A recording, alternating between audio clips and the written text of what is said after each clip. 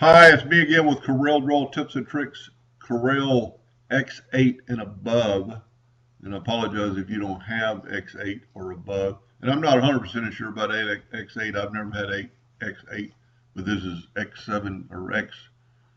It's a Corel 19, basically what it is. It's 2018. But when you have your text or font, there's a couple of things I've added that are really neat. When you click on your font list, there's a bunch of uh, tools up here, and you can turn on and off. So I wrote the word font, and I wrote the word text and font.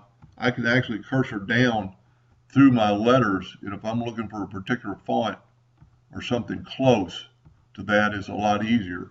So that is pretty cool. They've also made a list of things you can change for a filter to check to find things. And I want all scripts. I want to look at all my scripts. And I don't have that many scripts, but it's going to list them all. You could go and turn that off, and you could look at group by family or ungroup it. Your recently viewed fonts are up top, and then your other fonts are below. You can turn that on and off. Font options, you can go here.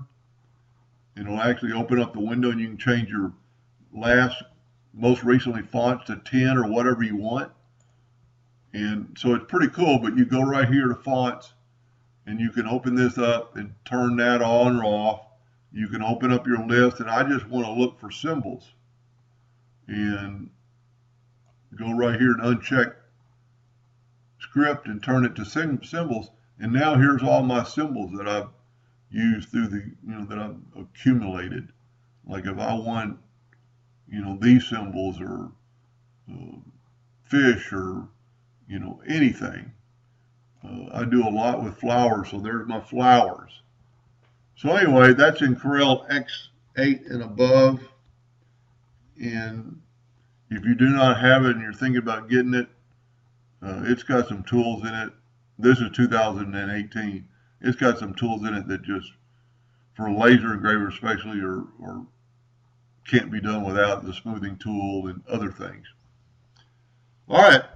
Hope that helped a little bit. Thank you for watching.